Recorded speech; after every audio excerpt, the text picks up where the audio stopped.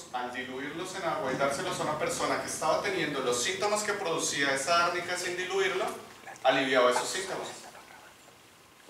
Él nunca llegó a saber por qué ocurría. A día de hoy hay muchísima gente que no sabe por qué ocurre. Y seguro que muchos habrán escuchado reportajes y ríos de tinta hablando de que esto es superchería. De que esto y la brujería, casi lo mismo. ¿Alguno acá sabe de alguna teoría que pueda explicar por qué funciona la homeopatía? Ninguno. ¿Alguno alguna vez ha escuchado hablar de un señor que se llama Masaru Emoto? Masaru Emoto es un investigador japonés. Y Masaru Emoto, él no es médico ni nada relacionado con la salud. Él es un científico. Y a él se le ocurrió ir a mirar cómo se cristalizaba el agua. Y cuando se puso a mirar cómo cristalizaba el agua, se dio cuenta que el agua no cristaliza como cualquier otro líquido, que cristaliza de acuerdo a cómo, en qué entorno haya estado. Y entonces se dio cuenta que si yo le pongo X música o Y música, cristaliza distinto. Y entonces él dijo, ¿qué pasa aquí? Pues resulta que él ha planteado una teoría actualmente que se llama la memoria del agua. Y básicamente lo que dice es que el agua es un sustrato único, por decirlo de alguna manera, que es capaz de recibir información y guardar esa información, como un disco duro, como un pendrive, como un ordenador, solo que en otra dimensión distinta y en otra forma cuántica distinta. Y entonces, eso podría explicar por qué estas agüitas de homeopatía pueden funcionar, porque es que resulta que ahí solo hay agua, pero no es cualquier agua, es un agua con una información específica. Y como Nemesio nos lo ha dicho en este congreso hasta la saciedad, nosotros tenemos una serie de informaciones en nuestro organismo. Y algunas de esas informaciones pueden ser tóxicas. Y pueden ser la causa por la cual enfermamos. Entonces, estas gotitas podrían funcionar como un antivirus, por decirlo de alguna manera, como si yo le inyectara un antivirus a mi ordenador para romper todos esos virus que le haya metido yo por internet. Solo que para cada cosa algo específico. ¿De acuerdo? Eso es la homeopatía. Medicina tradicional china. No debería ser una terapia complementaria, porque es que resulta que si vamos y miramos, esto es más antiguo incluso que Hipócrates, o por ahí. ¿Pero por qué entra aquí? Porque no la conocíamos. Porque hasta el siglo XX esto era algo que solamente se veía en el lejano oriente y que nadie lo conocía. Y la medicina tradicional china habla de la energía, habla del yin y del yang, que son dos energías que tenemos en nuestro cuerpo. Y esas energías circulan a través de unos meridianos. Los meridianos de pulmón, de intestino grueso, estómago, vaso, páncreas, corazón, intestino delgado, vejiga, riñón, hígado, vesícula biliar, circulación y triple recalentador. Y además de eso, que cada uno de estos meridianos tiene, por decirlo de alguna manera, una naturaleza. Esto tiene alguna relación con la medicina ayurvédica porque tiene principios que se parecen. Y esos elementos son agua, madera, fuego, tierra y metal. Y aquí entra algo que Nemesio también mencionó el día de hoy, los ciclos. Ellos también tienen ciclos, pero tremendamente más complejos de lo que hemos conocido nosotros hasta ahora. Nosotros conocemos el ciclo de día-noche, nosotros conocemos el ciclo sueño-vigilia, conocemos el ciclo menstrual, el ciclo lunar. Hoy en día conocemos este ciclo que nos ha explicado Nemesio el día de hoy. Ellos tienen una serie de ciclos que se combinan en horas del día y también en épocas de vida. Entonces, para ellos, cada meridiano se activa más en una hora del día. Y entonces resulta que el meridiano corazón se activa más entre las 6 y las 8 de la mañana. Y si van a un servicio de urgencia se van a dar cuenta que muchas de las personas que sufren de infarto llegan con más frecuencia a esa hora. Y nadie sabe por qué. Pero de pronto tiene algo que ver con esto. A saber. La medicina chamánica es la medicina que utilizan muchos indígenas en Centroamérica, en Sudamérica, en Norteamérica, y básicamente habla del mundo espiritual y de cómo debemos conectar con él, cómo nos debemos conectar con la tierra y cómo hacer una proyección astral. Y esto de la proyección astral no es exclusivo de la medicina chamánica. En medicina ayurvédica hablan de algo que se llama el cuerpo astral, pero ya ahorita hablamos de la medicina ayurvédica un poquito, ¿de acuerdo? Pues esto es otra forma de hacer medicina y a ellos les funciona, así como a los chinos les funciona su medicina tradicional china y así como a nosotros nos funciona el Reiki o la biodescodificación. Todos hemos tenido experiencias con alguna terapia que funciona, aunque no sepamos con certeza por qué. La medicina ayurvédica, tremendamente complejo. Pero Judy hoy nos hizo un esbozo bastante interesante y que es mucho más de lo que ella nos contó seguramente, pero que no vamos a profundizar en ello, ¿verdad? Hablemos meramente de cómo ven ellos el cuerpo. Básicamente ellos conciben que hay unos chakras, que esos chakras ayudan a circular la energía a través del cuerpo. Aquí tenemos un esquema de los 7 chakras principales que ellos postulan, que esa energía circula a través de unos canales energéticos y que esos canales energéticos pueden fluir o no fluir también. Pero eso solamente es el cuerpo astral. Ellos dicen que tenemos varios cuerpos. Está el cuerpo físico, este que tenemos aquí. Después de ese tenemos un cuerpo astral, un cuerpo mental, un cuerpo causal y otros 3 cuerpos más. Y de eso la medicina tradicional no sabe absolutamente nada. Y yo no les sé decir cómo integrar eso con la medicina tradicional.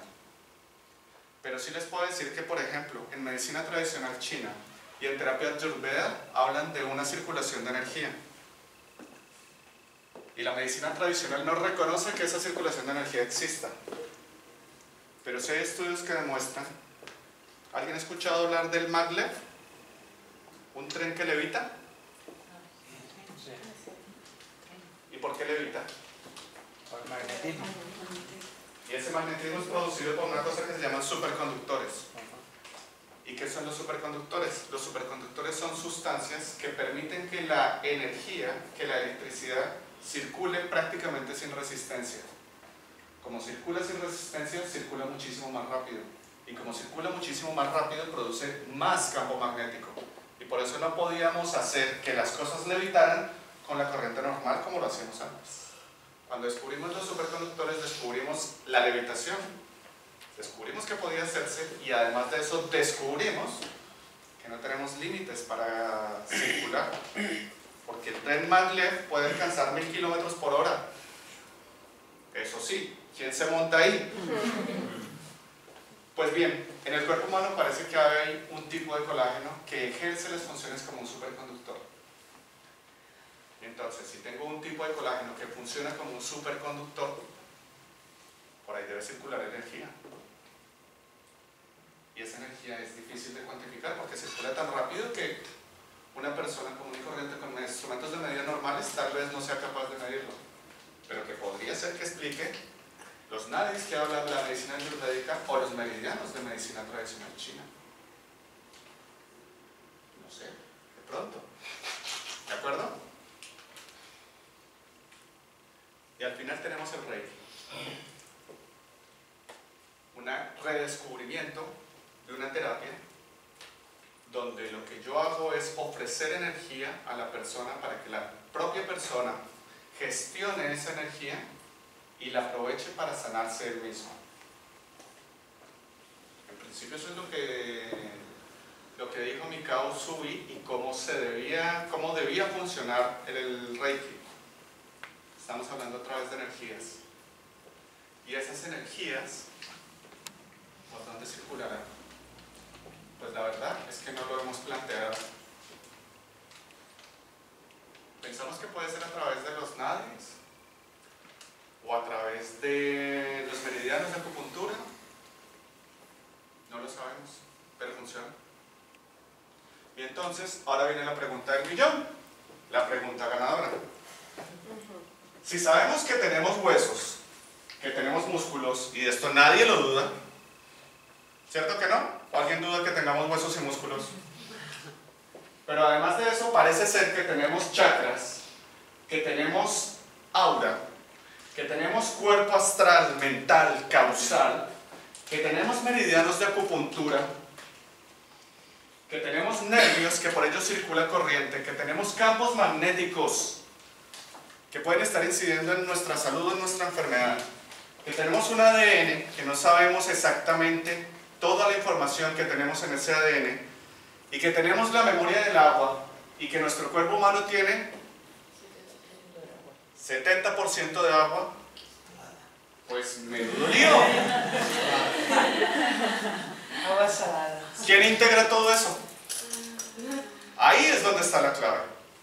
Este congreso se llama Medicina Integrativa, ¿cierto? Pues esta es nuestra misión. Buscar entender cómo integrar todo eso. Porque que funciona, funciona. Esta foto que no les expliqué es una foto de un cristal de agua. Esta es una foto de Masaru Emoto. Este cristal de agua consolidó así después de una oración. Coge un vasito de agua, oró al lado de ese vasito de agua y se cristalizó así. ¿Ven lo bonito y ordenado que está? Parece un fractal. Pues bueno, mi intención el día de hoy era dejarles esa incógnita. ¿Cómo vamos a integrar todo esto? También darles algunas pistas. También darles un recorrido pequeñito por la historia de la medicina para que nos diéramos cuenta que todos aquellos que rompieron paradigmas básicamente lo que hicieron es: no entiendo qué está pasando, pero vamos a buscar entender por qué pasa. Y es lo que deberíamos estar pensando.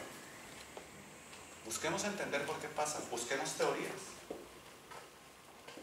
La física cuántica puede explicar muchas cosas, pero ¿será que lo explica todo? No lo sé. Ay. No lo sé, la verdad.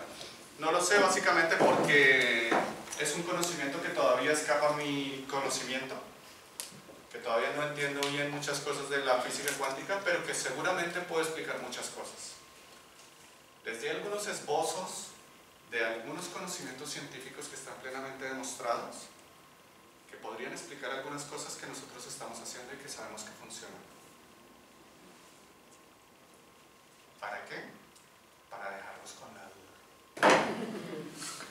Para que esa duda se la lleven a casa. Y si se van con esa duda, yo me doy por bien servido. No sé qué hora es. 2:30. Justo a tiempo. Lo borraste. ¿Alguna pregunta?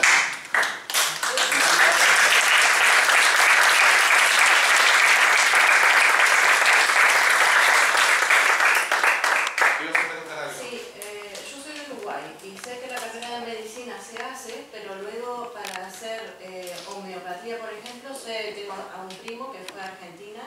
Tiene que especializarse. La Facultad de Medicina de Uruguay no la reconoce, pero ¿cómo está eso? Porque los conocimientos existen.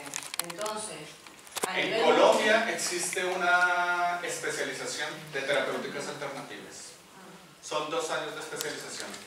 Solamente las pueden hacer médicos, que es una gran diferencia con muchos otros sitios del planeta, que para hacer una homeopatía, por ejemplo, cualquiera le vale. En Colombia tiene que ser médico para poder hacer homeopatía.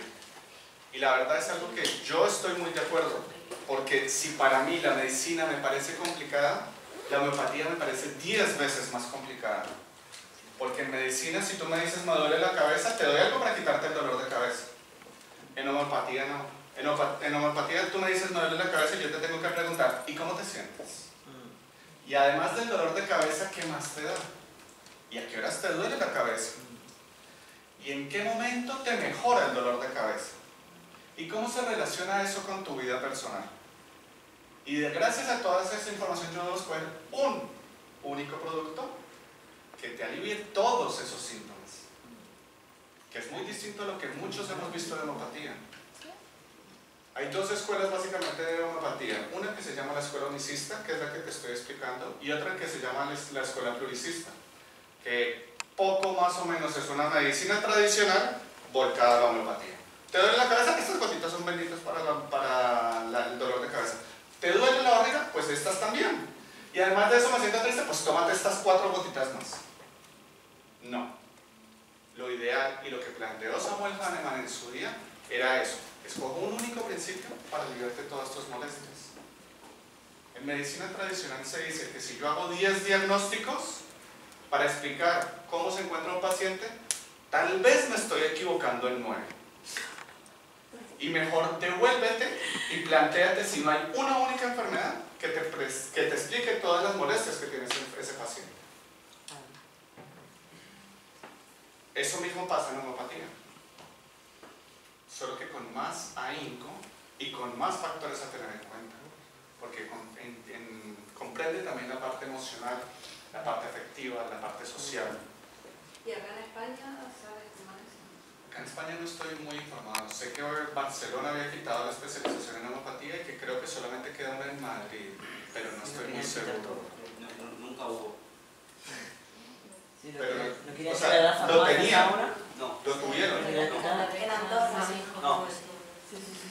En la homeopatía se estudia cuando va en tercer, cuarto año de carrera. Elige tú si quieres seguir la medicina tradicional Pero o te va a la no homeopatía. No es una medicina homologada por No, ya, pero por sanidad. lo cierto Son que los títulos que valen. estudiando tu medicina puedes elegir la carrera de homeopatía. Otra cosa es que te haga un curso, pero como médico Puedes homeópata sacarte, es homologado. puedes sacarte el título de homeópata, pero por una universidad privada. que ahora se la ha ido cargando, pero Sí, que sí, la sí, homeopatía. Sí, las farmacias, todo. Y el Es que resto todos los de- productos homeopáticos de la lo consiguen en farmacia. Pues algunas farmacias que ya no, me parece que no los quieren meter en las farmacias. En terapias alternativas aquí en España actualmente no hay nada oficial. Que sea reconocido oficialmente, no hay nada. Absolutamente nada. Como te decía, en Colombia sí que hay una profundización, una especialización en terapias alternativas, pero tú te dedicas a una sola. En el primer año aprendes de todas un poco, conoces los principios científicos que te pueden ayudar a explicar por qué funcionan, y en el segundo año profundizas en la que quieres. Si quieres dedicarte a la medicina tradicional china, a la homeopatía, a la homotoxicología, al balance polar electromagnético, o al que consideres tú que es el que te llama a ti. ¿Alguna otra duda? ¿Sí? ¿Cuál va a ser la enfermedad mortal de finales de siglo? Una pandemia. Una obesidad. Es muy difícil de saber. ¿Por qué? Es muy difícil de saber por varias razones. A día de hoy tenemos muchas enfermedades que son problema en salud. El cáncer a día de hoy es un problema grande en salud. Pero no mortal. Hoy en día ya no se considera mortal y a futuro puede que no se considere mortal por varias razones. Tenemos grandes avances en genética, en biología molecular, tenemos grandes avances en clonación y tenemos todo esto que todavía no hemos explorado bien. Entonces seguramente a futuro el cáncer no vaya a ser un problema. De hecho ya no es mortal, es crónico. Ya ha pasado a una categoría menos. Exactamente. Y gracias a Las la enfermedades infecciosas sí que pueden convertirse en un problema. una pandemia de estas. Porque desafortunadamente no hemos manejado como debe manejarse adecuadamente muchas infecciones y estamos teniendo un problema muy serio con la resistencia a los antibióticos. Y eso es un problema bastante serio, porque no es lo mismo que yo trate una amigdalitis común y corriente con amoxicilina a que tenga que hospitalizarlo y ponerle un antibiótico por la vena que solamente se utiliza en pacientes que están aislados porque no hay nada más que le ayude. Y eso se convierte hoy en día en un problema.